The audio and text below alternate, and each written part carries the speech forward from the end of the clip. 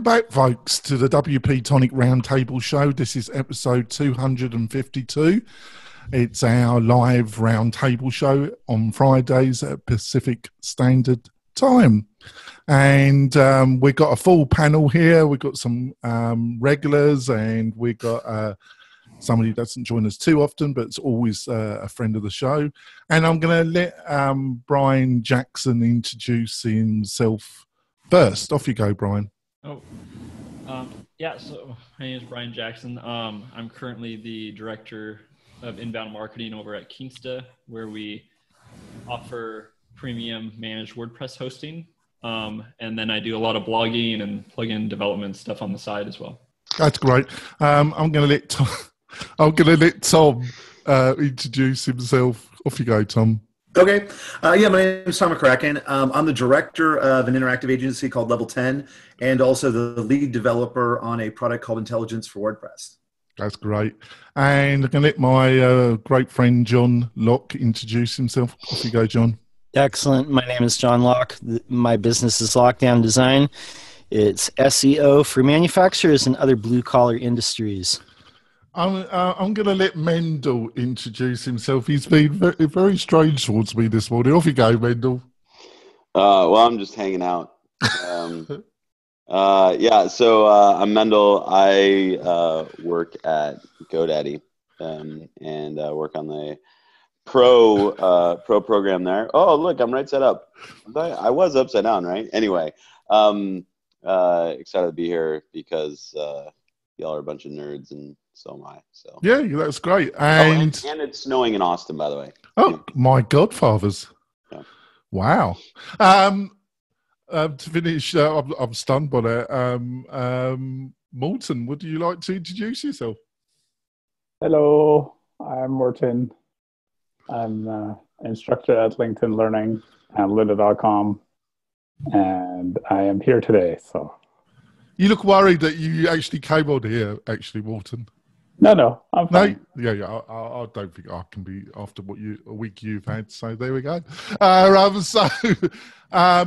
So before we go into the show, I just want to talk about our fabulous sponsor, which is WP Intelligence. And what is that? It's a fabulous plugin to allow you to easily use something that we all struggle with, or I feel we struggle with, and that is Google Analytics.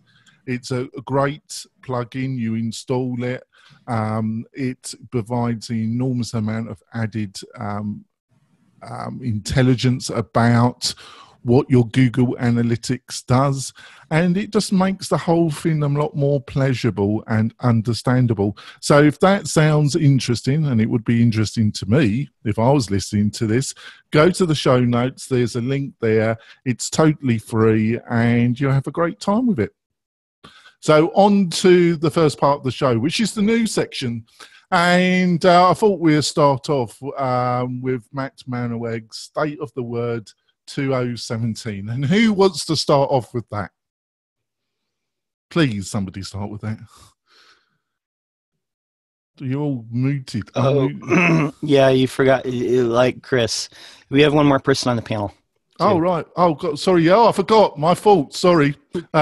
Chris, I apologize, Chris. Would you like to introduce yourself? Sure. My name's Chris Badgett. I'm the co-founder of Lifter LMS, which is a plugin that makes it possible to create, sell, and protect engaging online courses. And I'm super passionate about WordPress and teaching online, and happy to be here. Yeah, he certainly is. And he's a brave man as well. On to the main, like I say, what Matt had to say at WordPress US. Anybody want to start off with that? Please. All right, fine, whatever. I'll do it. Go on. Yeah, I think it was cool.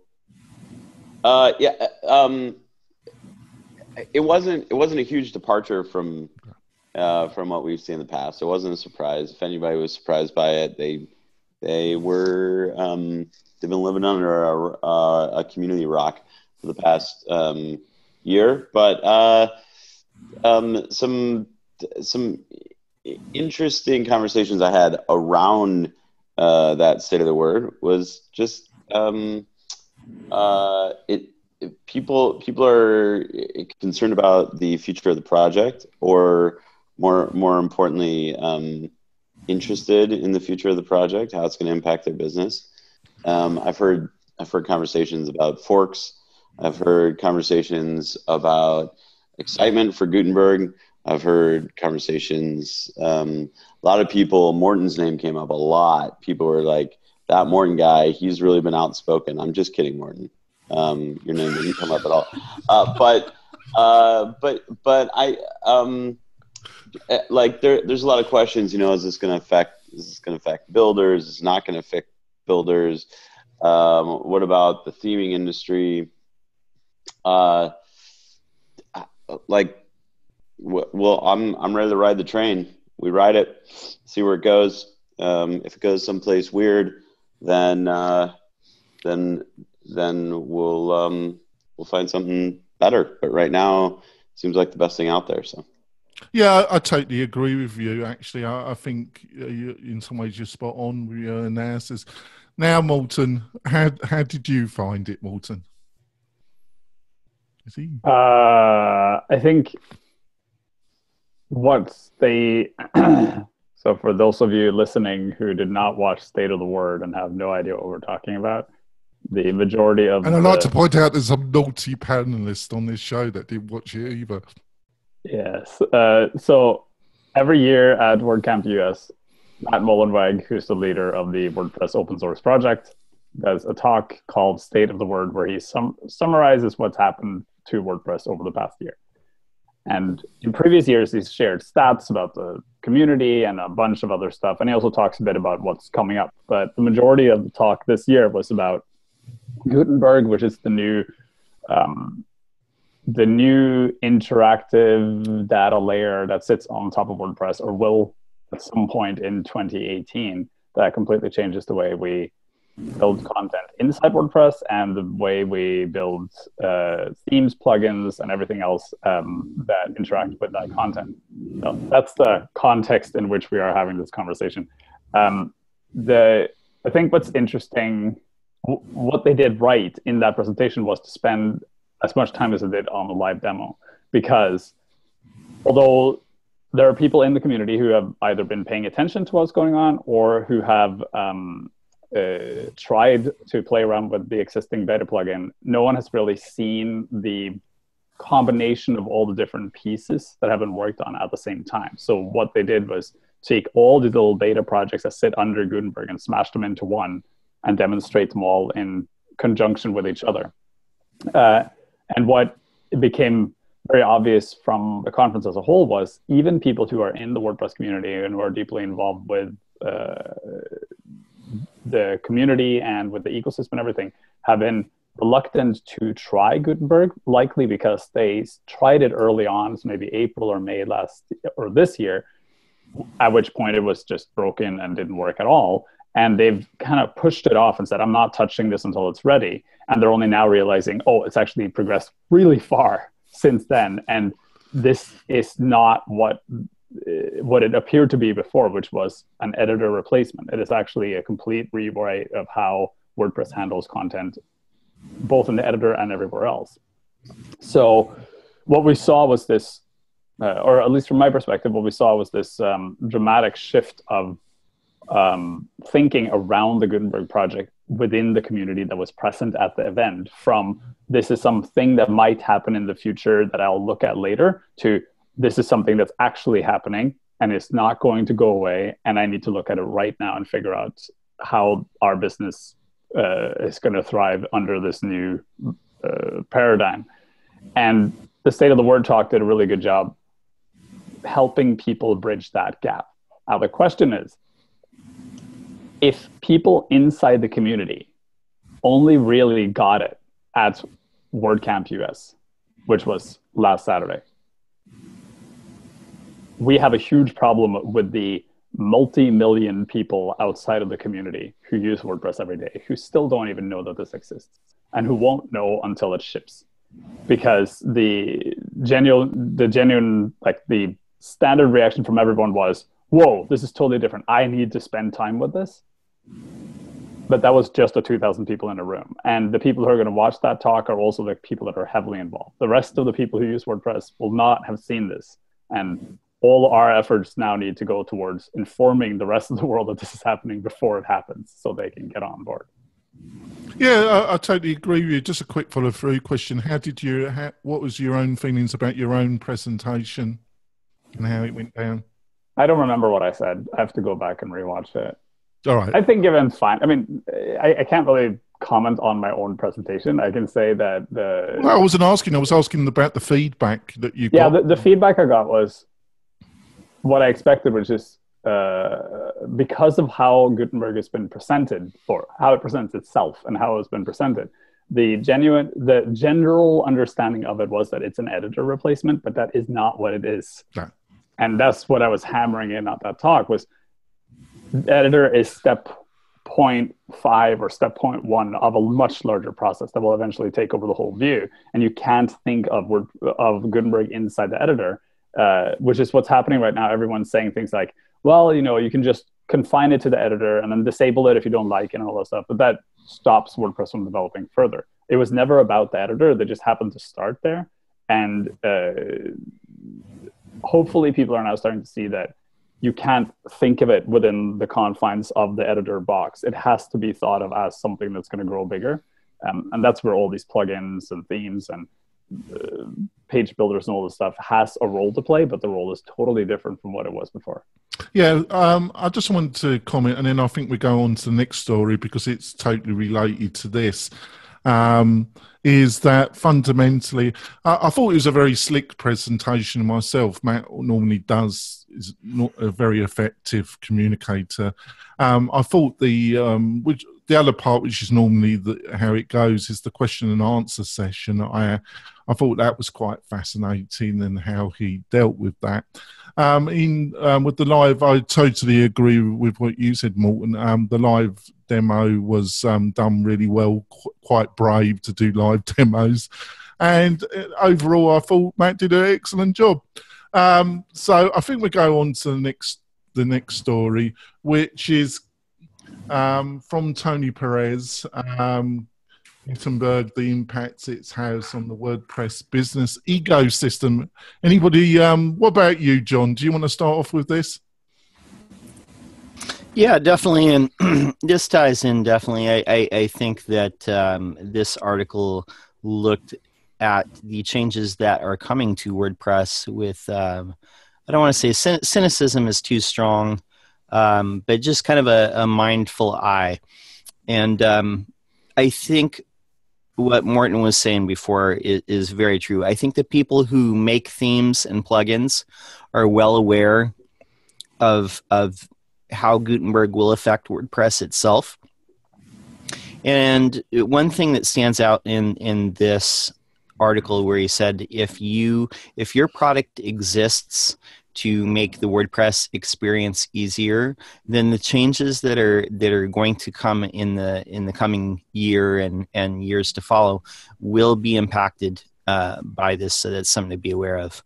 So, yeah, thanks for that. Anybody? What about you, Brian? What did you think of it? I mean, the whole Gutenberg thing, I've always been surprised by the community's reluctant to change. I've always been, ever since I saw Gutenberg, I was excited. Like, I've been excited since day one. Sure, there's been like little holes and things I don't know how it's gonna work yet or something. But the whole people should take beta for what it's called, it's beta.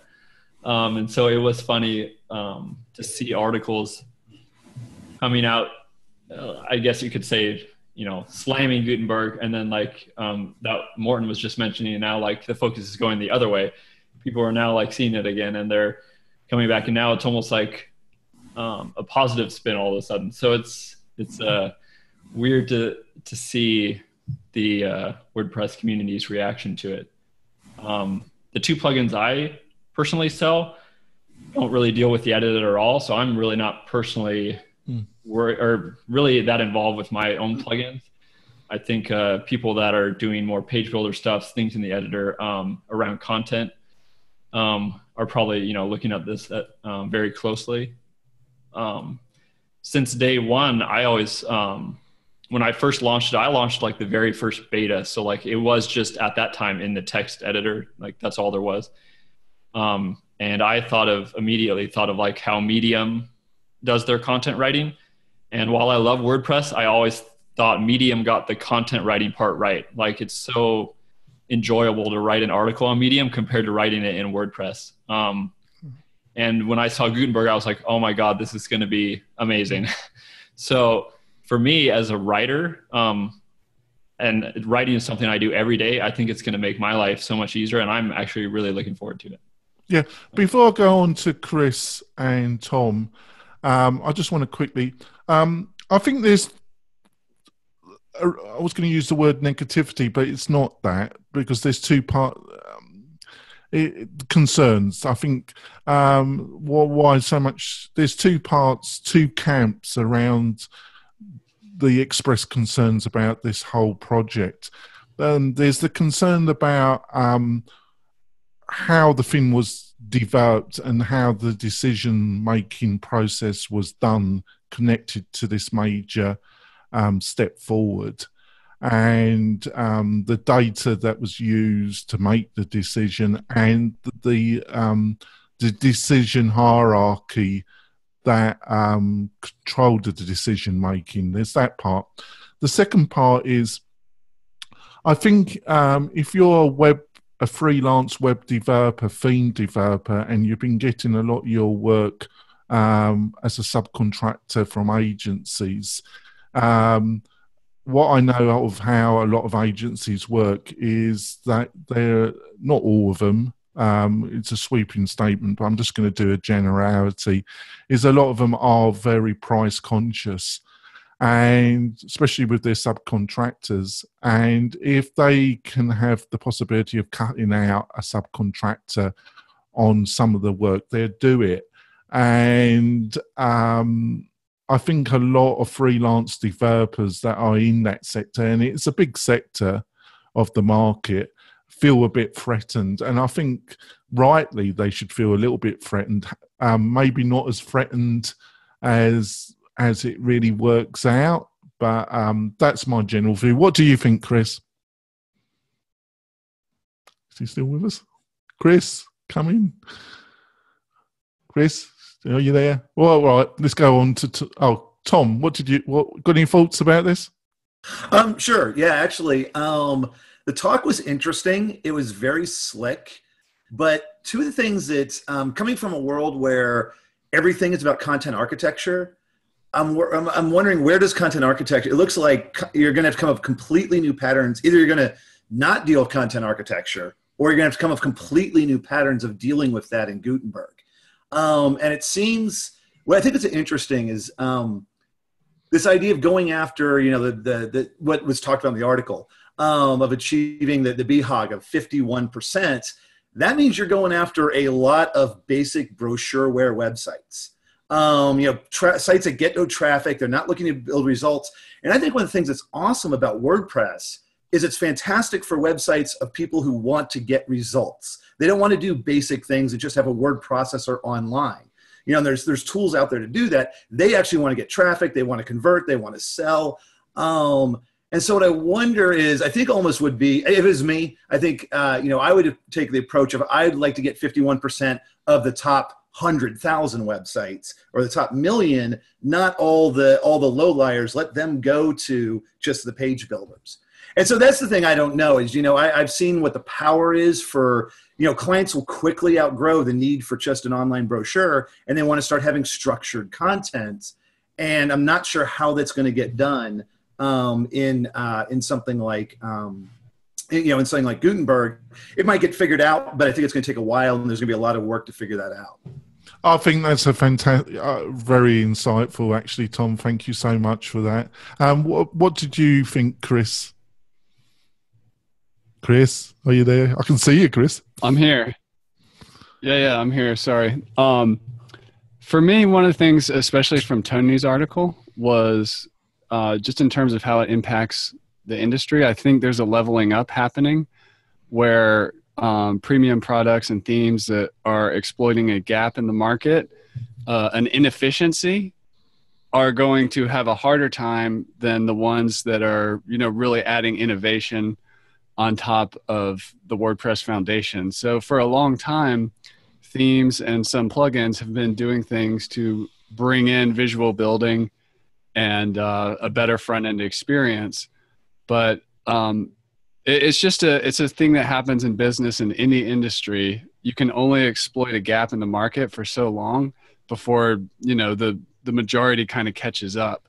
So I think it's important when evaluating how your approach to what is your unique value proposition. Are you exploiting a gap in the market or a temporary inefficiency, or are you truly bringing innovation? I think that's what this Gutenberg moment is, kind of shining the light on.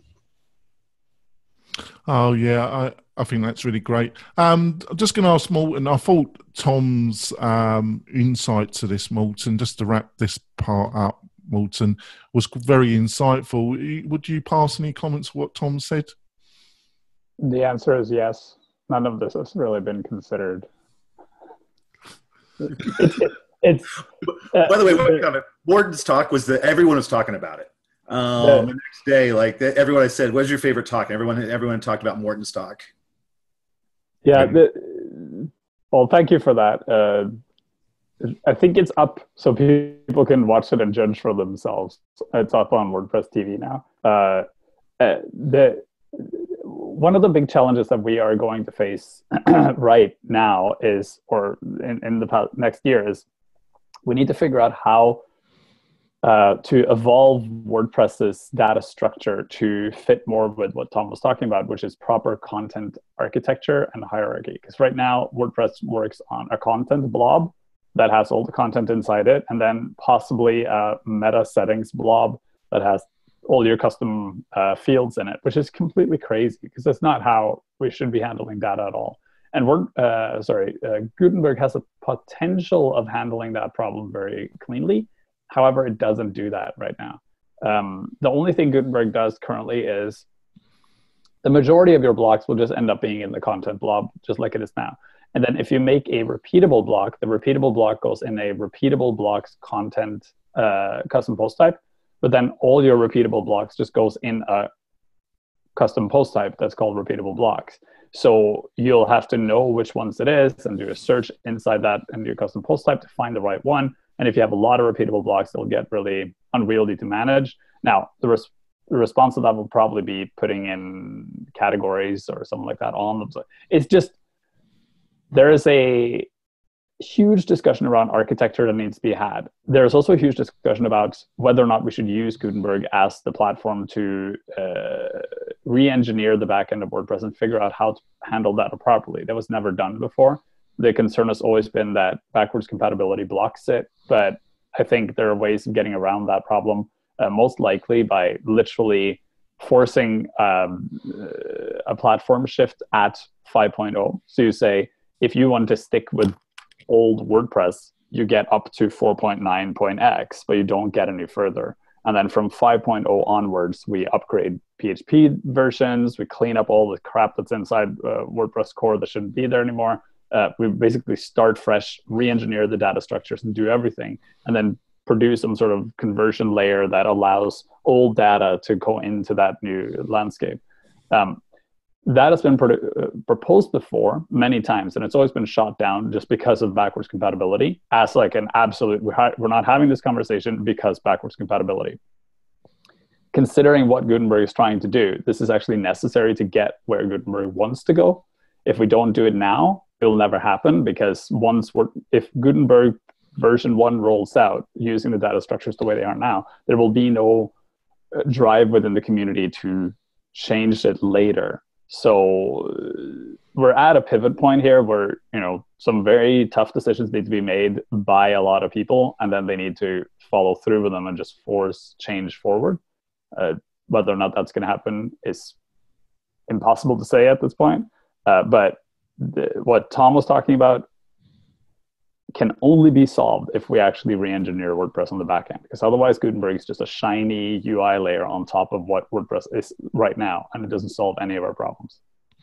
Oh yeah, thanks for that. I think we also we move on to the last story, and that was you shouldn't put all your eggs into the WordPress basket. Interviewing Creative Minds CEO David Rashty. Rashty. I'm sorry, I apologise if I butchered that man's last name. I apologise. Anybody want to start off with that? I'll jump in, and the one thing that I took out of it, well, the two things, the lines where he said the two things that WordPress can learn from Magento are pricing to be sustainable, to allow developers to invest time into their support and maintenance and code review, meaning that every extension that gets submitted to Magento's marketplace goes through an extensive code review. And I think the free plugin repo and the theme repo have definitely allowed WordPress to grow to the market share that they are now. But that is a problem that I think everyone here has encountered, where there are plugins that just get abandoned out of the free repo because the person maintaining them just doesn't have time. So, well, we were having a little bit of that conversation with a client yesterday, weren't we, John? Yes, we were. Mm-hmm. Having a slight little conversation about that. I'll just ask Tom about that, because you got one foot in the WordPress and one foot in the Drupal world. I don't know if you had the time to read the article, Tom, but got any thoughts about what John's just said? As far as how the contrib repo works? Yeah. Yeah, it's interesting, because that's where one of the areas I think, there's so much that's similar between Drupal and WordPress, but I think the one of the things that's different is that there's a lot more collaboration. So it's sort of like, people create these sort of they're modules, but, plugins. And then people say, well, is there already something out there that's similar to that? If there are, we want to get those people working together. And maybe if they're a little bit different, two different approaches to something, they'll let them compete for a while, but eventually we'll say, hey, how can we make the most out of this? And then really what ends up happening is each new version of Drupal, for example, certain things that people are using a lot of end up going into core.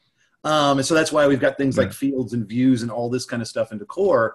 And what's interesting is, with the way the WordPress it's interesting coming from in like the Drupal world, there's a much bigger learning curve, but it's actually easier to manage modules because there's so much core framework there. Where in the WordPress world, these modules are very monolithic, and they've got to rebuild a lot of framework to work, and then there's just a lot to keep maintained. And so I think it's tricky, and you've also got I think more entry-level people that are trying to use these things that need higher support.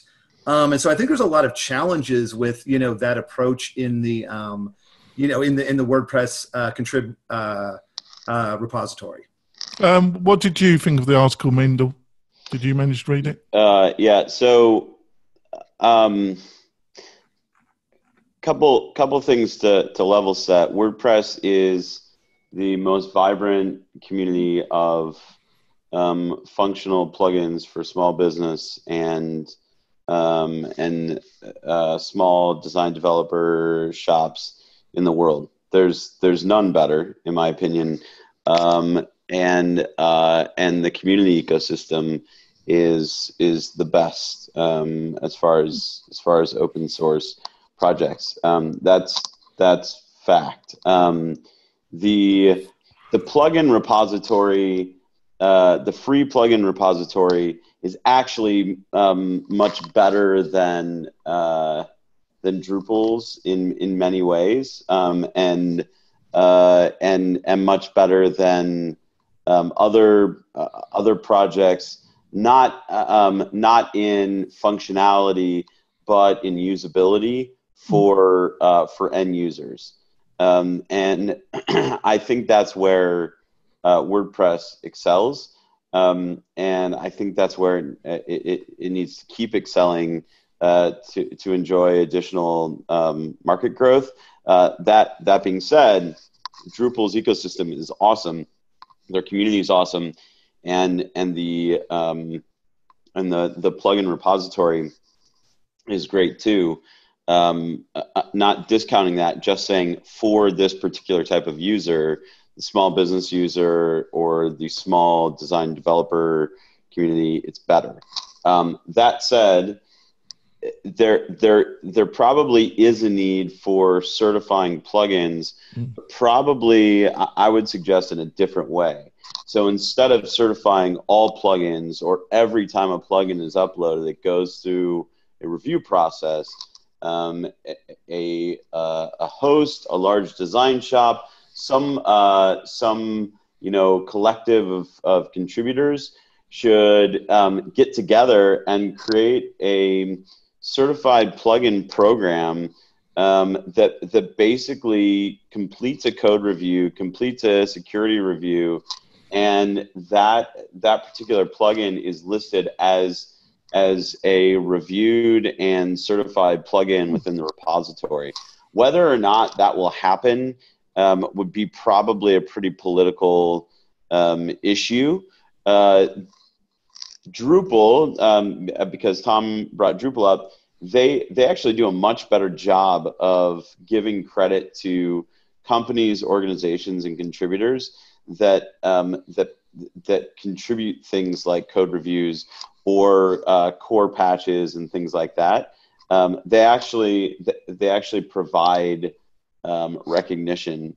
That's something that WordPress has been slow to adopt and may never adopt, given some of the competing priorities between, let's say, ecosystem players.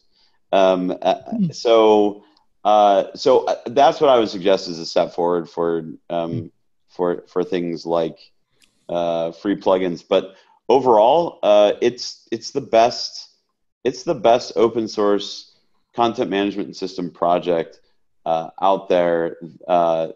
It's as far as the breadth and depth of plugin offerings and how compatible they are and updatable they are with the project. That might be controversial, but that's no. I just before we go for our break and get into the main subject. I thought that was very insightful. Look at the situation. My only comment about it is that I've not really done almost nothing in the Drupal world, but I did a bit. I was involved for about 3 to 4 years in the expression engine world, and what's interesting is how these different platforms handle these situations. In the expression engine world, at the time I was involved in it, it was very unusual to get a free plugin that anybody really... There were some, but they normally had very minor functionality. Almost all the plugins that you used on a website, you had to actually pay for them, which is a very different model to what Tom has just expressed in the Drupal world. That seems very different to the expression world. And then I think you got a kind of halfway house with the WordPress world, where you got a lot of free plugins, but you also got a vibrant paid plugin world, which is Brian is part of as well. But I do agree with you, and we've discussed this before on the show, that your idea that there seems to be the need to have a kind of secondary market where plugin and theme producers could get their themes and plugins certified and keep them certified, and they would get some award, a badge of certification that it's been checked over, which they would have to pay for, but they would also get benefit from. But like you say, for political reasons, that doesn't seem to want to fly. But there we go. I just go on. Yeah, go on. So first of all, one of the things that was mentioned at State of the Word that got overshadowed by other things is there's a new project called Tide. Oh yes. Raising the tide for some water reference or dishwashing liquid, whatever, which is going to start auto-reviewing all plugins for code quality. I think the main system now is going to just give plugin authors feedback about what's they're horrible code quality, but over time it'll do more than that. So there is an actual process in place. Secondly, an attempt was made a couple of years ago to allow for community reviews and all that kind of stuff. It was a complete disaster and it was so bad that they actually pulled the entire project. And it was because WordPress is infested with nepotism and popularity contests. So what ended up happening was awful solutions were promoted over very good solutions. This was in the theme repository. And it got so bad that it had to be pulled out completely because it was just exploited vigorously by companies who wanted to get high ranking. And it was truly shocking to watch how bad it got, how quickly that happened. And it's just because, a lot of people are involved in the community and a lot of people want to make money. And if you provide some sort of platform for people to take advantage of a system, they will always take advantage of the system. It's not because they're bad people. It's just because the system is not built to the system assumes everyone is this altruistic person who will just only do the right thing. But everyone is no, I want to make money. So I'm going to do whatever I can to make money. Right? There's nothing wrong with that. It's just the system was designed in a very flawed way. That's why it's not going to happen in any functional way. Now, to the article you're talking about, I could not disagree more with his statement that you should put your eggs in as many baskets as possible. Every single successful WordPress business has done the exact opposite. They've figured out a case first, what is a problem we need to solve the best way possible, and then built the best product for it. And usually what they do is they end up offloading users off WordPress to do it, right? Look at Security, look at Gravity Forms, look at Managed WP, all these things that actually have massive success are because they went in and said, this is a genuine problem. We need to solve it in the best way possible. How can we put all our resources into solving that problem?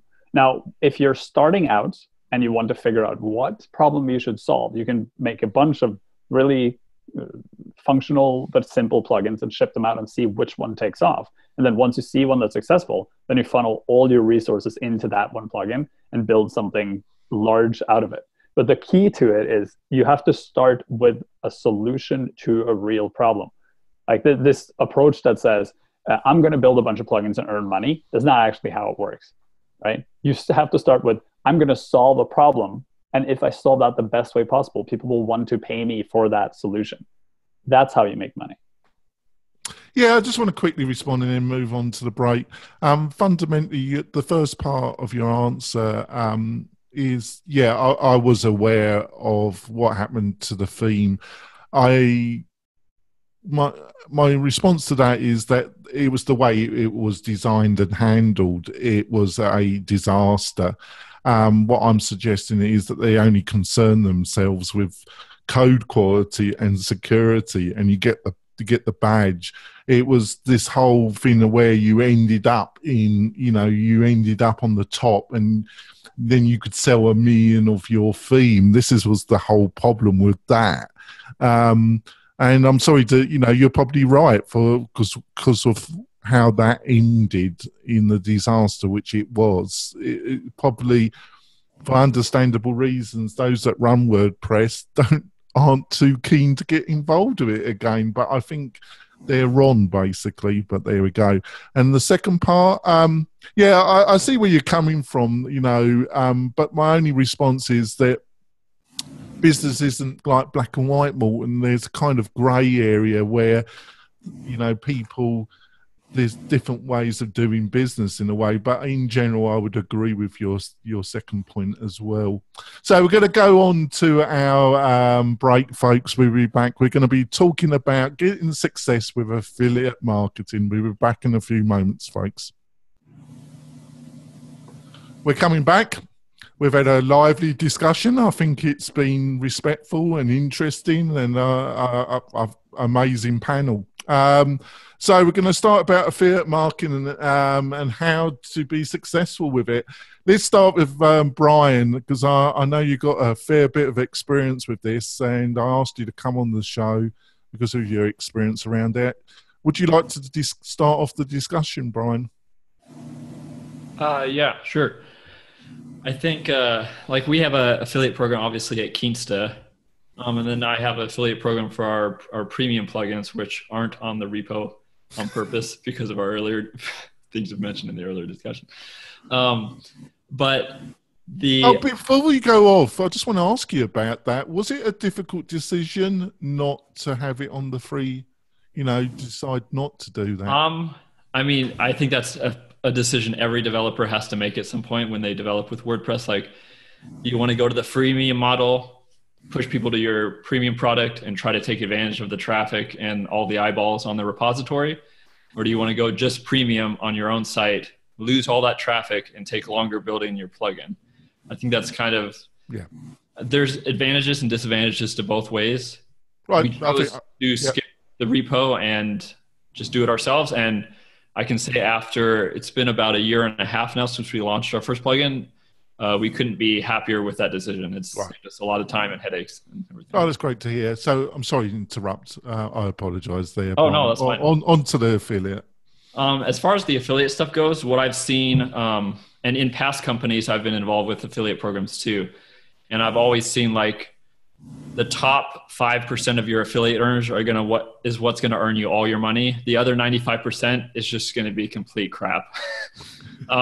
So it's finding the 5% that are really like, they believe in your brand. They probably use your brand, and they'll take extra time out of their schedules, to help promote you for free. I think that's really the challenge, is finding those 5%. But once you do, the affiliate programs can really skyrocket your program.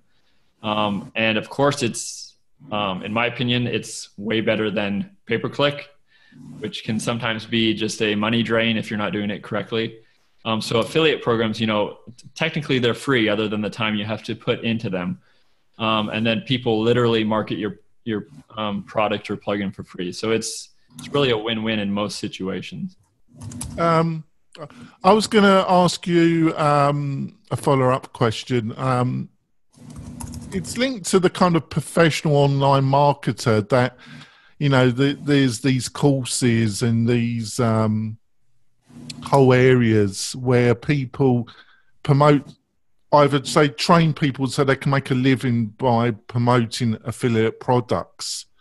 And then there's whole kind of infrastructure of people that talk about they make a secondary living or a main living by just promoting affiliate products. I'm not too sure about all that. What's your feelings about that? Or is it, you think that's just a load of nonsense, really? I mean, I guess when I come to that, I guess to each his own. Like I run my workup blog as well, and I do participate in affiliate programs. So I'm not only just involved with creating affiliate programs, but I also involve myself in earning, some of my living from making money off of other people's products. The way I take it is I only advertise products I actually use and like, and don't feel bad telling people to you should go buy this. There are lots of people out there that, if a company pays them $400, they'll give them a positive review and they'll start earning money off their product with their affiliate program. They don't care what the product is. They're just going to put it on their blog and go with it. I really... Yeah, I didn't express my question. Those type of people, do they get success, or is it really somebody that really utilizes the product and has, is like you only promote something that that's decent? I think the people that are getting success, because I know some people that do that method of they go at as many affiliate programs as they can. And I think they have success if they know how to build traffic and they know SEO and they know how to get all of those types of different products seen. They might not use any of them that well, but they might dive into them at first or have another writer dive into that product to explain it well enough to market it to somebody else. If you're a good marketer, you can kind of almost sell anything, to be honest. So I think the people that are successful at that are probably good at marketing, SEO, or a combination of both. So you got kind of two camps, really, haven't you? You got these kind of pro marketer types, and then you got the other people that might use the product but are emotionally invested with that company and they promote it, and exactly. they've got a voice in whatever community it's in. Exactly. And some people might think those people are diluting the internet, which is probably true in some case, but I think everything's so diluted at this point. I don't know how it could get much worse, to be honest. So. What's your thoughts about this, Tom? I'm sorry, I was thinking of our last topic.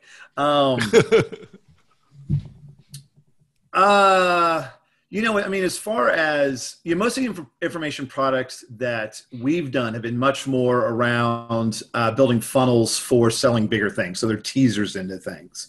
You know, I think a lot of it, you know, it's just what's important is to use content marketing. And then, you know, what we like to do is start with a good general product that will entice people that are in the research stage of the buying cycle. And then using analytics to figure out what other types of topics are people interested in, what types of teaser books that we can go after. And so I think that's you know, it's one of the things that's important whenever you're kind of going after this, that realize that a lot of the people that are coming to a website, they're in the research stage, and you need ways to kind of capture them and nurture them to get down to a purchase. And so if you are selling, in fact, like one of the things that we did is we actually sell an ebook that we have, and we put it on Amazon. It's like $5 or something like that, or you can get it for free, you know, by getting into our subscribing to our email list.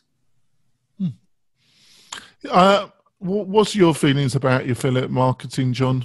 You know, I don't know if you've done any, or you've helped people. Got any views about it? Yeah, definitely. And I agree with Brian. I mean, the people who succeed at affiliate marketing are generally going to be really good at content and SEO, because you have to draw people to it in some way. And if you're like paying for traffic, that's probably not the best way. So, being able to get them to get to your site and then convince them to buy a product that is going to be in the way that you present it.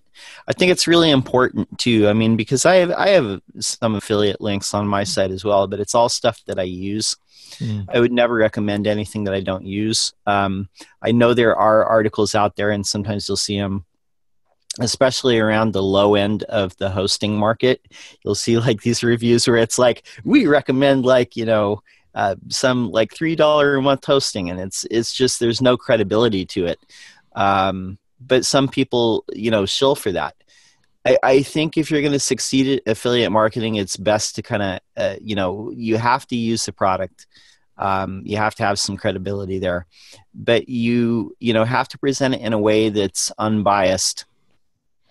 And especially if you're doing a comparison against other products in the market, I think you have to extol the virtues of the product that you're trying to sell, while being, honest about its benefits and its shortcomings. I think it all comes down to, just being good with the way that you present stuff, and having content besides just stuff where you're trying to, pitch your affiliate products. So. Yeah, I know, Brian, that Kinsta's you revamped your whole affiliate system. What was, obviously, I'm not asking you to share anything that's private, but maybe you can give some insights of why you decided to totally revamp the affiliate scheme for Kingston. What was the decision making around that, maybe? Part of it's based on what we kind of know what affiliate marketers want, and being an affiliate marketer myself too, like I kind of know what I want. If I use a product and I really love it, I'll kind of go see like, oh, do they have an affiliate program? Because if I'm going to spend 4 or 5 hours writing a review on my blog, like I definitely need to get something back out of that. I can't just write for free every night. And so the thing I always look for is reoccurring commission. That's huge, because when it comes to affiliate marketing, passive income is really how you're going to be able to quit your job at the end of the day if you're doing it full time. And so that's what we, added in the Kinsta affiliate program. We have, a payout for the sign up, and then on top of that, 10% reoccurring commission. for the lifetime of the client. And we are seeing a lot of the other hosting industries don't do the reoccurring part. They might give huge payout one time, but they don't do that other part. And so we're trying to help affiliate marketers. We call it profit sharing, is this new kind of buzzword we're using. We actually just launched our new affiliate page today. Actually, it's funny because we were working on that right before this. But we were using the term profit sharing as in, if you help us grow, you can grow with us type of a thing. We want you to be successful as an affiliate marketer. And so we're trying to take a more holistic approach to it rather than just, say, here's your $50. Thanks for signing that person up and they're gone. We want to, we actually form relationships with our affiliate partners. We know, like them by name. We help them create banners. I chat with them on Facebook messaging. Like I know a lot of them in person even too. So it's, I think getting to know your affiliates is part that some companies leave out. And you can be a lot more successful, I think, if you do that part of it. So if you are kind of a theme or plugin producer yourself, you've got a product in the WordPress community, have you got any kind of tips or insights about how they get started with affiliate marketing, Brian, and get some of these how do they find some of these 5% of the people that will actually get some results for them? I think the first thing, I use Easy Digital Downloads on my stuff. I'm a big fan of all the stuff that Pippin makes. Like anything he makes, like I don't even question it anymore. Like take my money. It might be expensive, but it pays off for itself over the long term. And so I use the affiliate WP, which his team also makes. I can literally say I've never had a single issue in 2 years of using affiliate WP. And that's what we use to market both of our premium plugins. And funny enough, that's what I use. That's what yeah. So it's a great, anyone looking to get into it. I would say, invest a little money up front to get a system that you don't have to spend any time troubleshooting, doing anything like that. You can grow with. It is definitely an investment. I know all the WooCommerce and Easy Digital Download stuff, the prices have been skyrocketing over the last couple of years. But so the first thing is, I guess, find a good platform to integrate on your WordPress site. The second part would be, I guess, probably just researching bloggers out there that you see are doing other affiliate stuff, and just shoot them a cold email. Like we do cold emails still all the time at Kingston. You'd be surprised by how many relationships you can still actually form doing it that way. Twitter, I love Twitter too. That's another, tweet someone, start a direct message with them going, and see if there's something you can get going there. It obviously takes a lot of work, but I don't think anyone in the affiliate marketing space will say it's easy to make a living doing affiliate marketing. No, but what you're saying, to recap, is email, social media, the obvious, but it does, you got to kind of denote time every day or every week to that outreach. Otherwise, not much is going to happen. That's basically what you're saying, isn't it? You do, yeah. And I even know even some of the successful affiliate marketers that are doing it literally full time and making a lot of money. I mean, a lot of them are working like 14, 16-hour days, just doing that nonstop. Eventually they might quit, but there's a lot of work involved because there's content, there's finding your affiliates, there's working out payout schemes, there's paying affiliates, there's the platform you're using, there's all sorts of stuff. Email marketing, a lot that goes into it. So, Tom, the bit you've done, have you found actually the emails that you send out and the wording, do you think that really, you got to really do some A and B testing on that? Does that affect it, do you think, Tom? I mean, yeah, the emails definitely do. Although what I find is more important than the wording is the timing. And so, you normally want to have some sort of like nurturing chain. And then, if you're not seeing engagement, you've got sort of your breakup email. But what we normally like to do is like, you have someone, they download, say some sort of informational teaser product. And then you nurture them, but they also put them into your regular email list. And every once in a while, and so maybe like once a month, you're sending them some summaries of different blog posts. Ideally, they're segmented somewhat, so you know like what their particular interests are. But then, maybe once every 6 months or so, you send them, something else that might then get them restarted in that nurturing workflow. So what we find a lot of times is that, the success rate of an initial nurturing chain is normally pretty low. But then over the course of 2 or 3 years, you'll normally see maybe only about like a 3% with, some of the particular things that we do will come out of the first one. But over the next few years, normally it's about 15% that you can get them re-engaged. And the thing is, a lot of people say, yeah, no, I remember you gave me some great information years ago. We just hadn't hit that event that's driving us to make the purchase yet. Now we hit it 2 years later, or it's becoming a more important thing and we've got that follow-up from you. And you don't want to be too, obviously you don't want to be spamming people, but even, send them something once every 6 months or something like that. Most people, don't mind that. No, I think that's true. I think we're going to wrap this up now. I've really enjoyed the discussion. Some of the panel left because after the news section, because they're really busy and they didn't know too much about affiliate marketing. Others had business engagements that they had to meet. So I'm going to let the panel that were part of the second half tell you how they can be contacted. I'm going to start with Brian. How can people find out more about you, Brian, and what you're up to?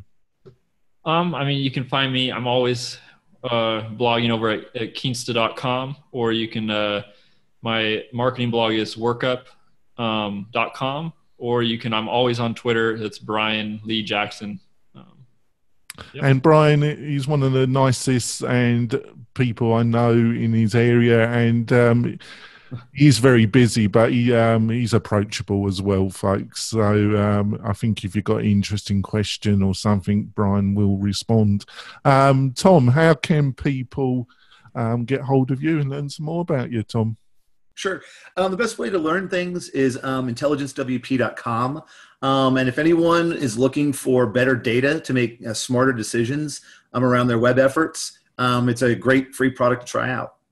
Oh, it is, and they've been very kind in sponsoring the WP-Tonic.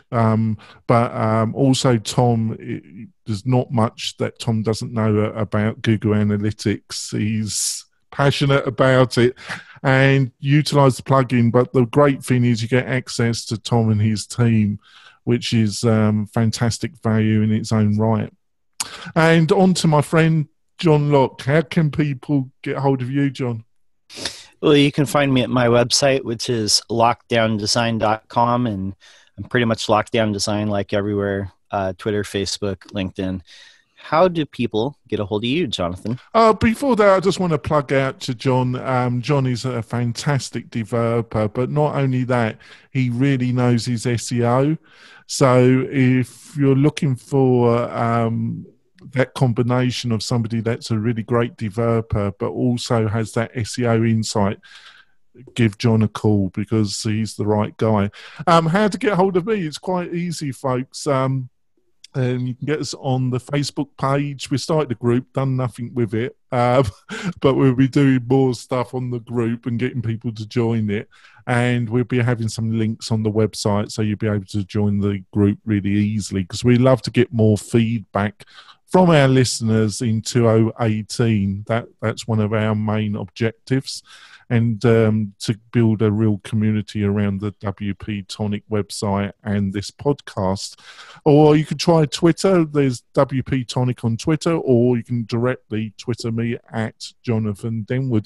And finally, if you're really generous at the end of the year, is go to iTunes and give us a review, because it really does help the show. I know it's a little bit of a pain, especially if you're on the PC, but if you can do that, it really does. And the numbers have been going up, and our position in iTunes has also been going up. So I'm very happy about things. We'll see you next week for another great roundtable show. I really enjoyed this week. Hopefully you did. And we'll see you next week, folks. Bye.